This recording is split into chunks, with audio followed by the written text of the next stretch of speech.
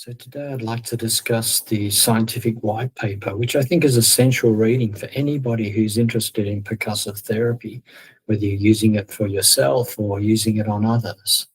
Um, so if I just open up this paper for you, so you can get this freely on the Super Healthy website.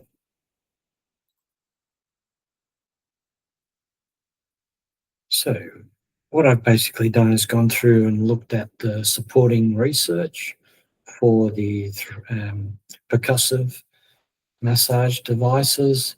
And I think where most people tend to diminish the value of these tools is that they think that they're just a massage gun, whereas they actually are a separate form of therapy.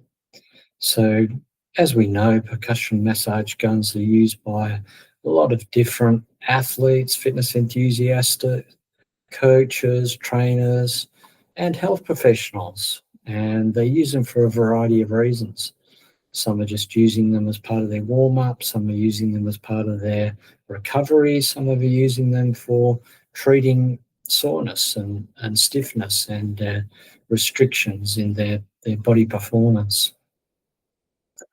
So what this white paper is also about is really relating this more specifically to chiropractors. Chiropractors have been perhaps best known for the proposition that something called a spinal subluxation.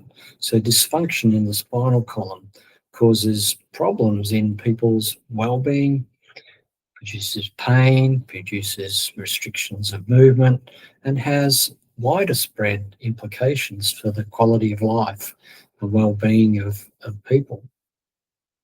So in addition, a lot of chiropractors do neuromusculoskeletal healthcare. So they're treating elbows, treating knees, treating injuries, treating all sorts of uh, health problems and using a variety of modalities in which to do that. So this research is all based on the development process that we went through with what was now called the 3dEnergy gun. So the percussion instrument that I've developed had very specific needs.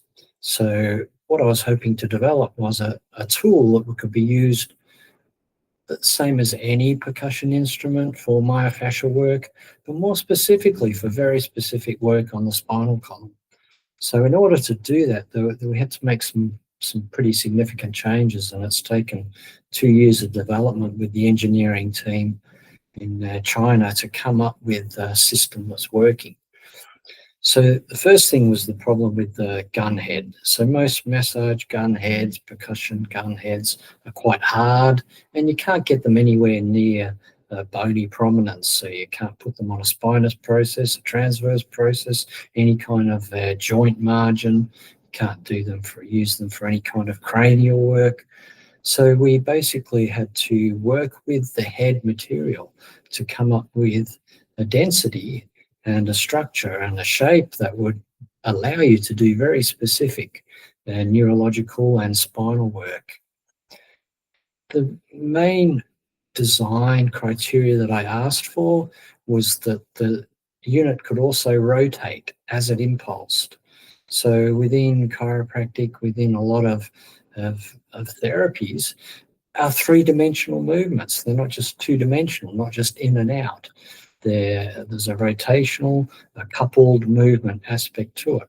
So we spent a lot of time developing a rotating head that could be added onto the gun that we're using. You can't just add this unit to anything. It only goes with the gun that we've modified so that the two work together. So as a part of that, we had to redesign the internal engineering of the gun itself to be able to control and to spin the head of the massage gun, the percussion instrument. So you can use the 3dEnergy gun as a traditional percussive massage gun. You can use the rotating head for myofascial work, and you'll notice dramatic improvements in your outcomes and how quickly you can release restricted myofascial tissues. But as hoped, We basically really specifically designed this so that you can do very specific spinal work. So there's a few hypotheses that go along with the percussion gun. Um, the first thing is in terms of what is called the subluxation. Probably the best description of the subluxation talks about the 5 components of subluxation. So the first thing is called kinesiopathology, so movement disorders in the joints of the spine. So the impulsive force of the 3D gun is ideal for improving the biomechanics of the spinal joints. And the second part is neuropathophysiology. So long words, but basically means that the dysfunction in the spine is causing dysfunction in the nervous system. And the thing that I was most interested in with the percussive energies was that they're ideal for really getting into the neural function in the spinal column particularly. Myopathology, so around the muscle, around the spine is muscles, holding it up, moving it, holding it in good posture. So the percussion instrument is ideal for releasing those tight and indurated muscles. Then there's histopathology. So histologically, at a lower chemical level in the around the spinal column, there are changes happening. And one of the most noticeable changes with the percussive therapy is what's called the hyperemic response. So getting blood flow into those areas to resolve that histopathology. And the final component of the subluxation is pathophysiology. So that means things starting to degenerate, joints degenerating, bone structures changing, actual pathological changes happening around the subluxation as a result of the subluxation. So again, percussion therapy is ideal. The second area I was particularly interested in is the neural gateway hypothesis of Wall and Melzack. And Melzack developed it even further as time went on. But the concept of pain coming in through the ascending pathways and having to get through gateways, particularly in the dorsal horns and higher in the centers of the brain stem, etc. And the interesting thing about the percussive therapy is one of the best ways to impact and diminish the pain signals is with stimulating the mechanoreceptors. So the percussive therapy is ideal for really getting very positive mechanoreception and for changing the pain pathways.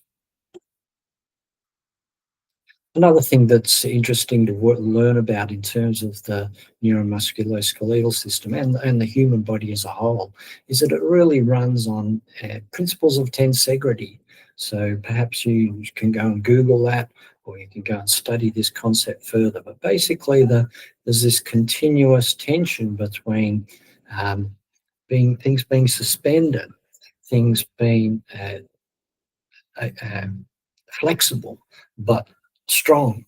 And so the best way that this all works is when it works on the principles of tensegrity. So again, the percussive therapy is a fantastic way to get into the main support systems, the connective tissues of the tensegrity system of the human body. Another area worth further study is this thing called the craniospinal functional meningeal unit. So this is the idea that your spinal cord, the nervous system, is suspended inside the middle of your spinal column by connective tissue attachments. There's literally like a suspension bridge holding your spinal cord within in the ideal position and without too much tension and basically shock absorption and protection at the same time. So these fibrous attachments, when you learn about them, you can actually find that percussive therapy is a fantastic way of getting positive stimulation into the spinal cord, into the core of the nervous system.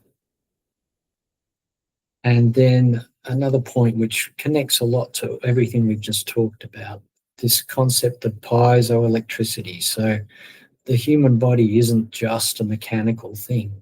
It's an energetic thing. It runs on electricity. So a lot of your, particularly your fascial tissues, your spinal tissues, your central nervous system runs on these principles of piezoelectricity.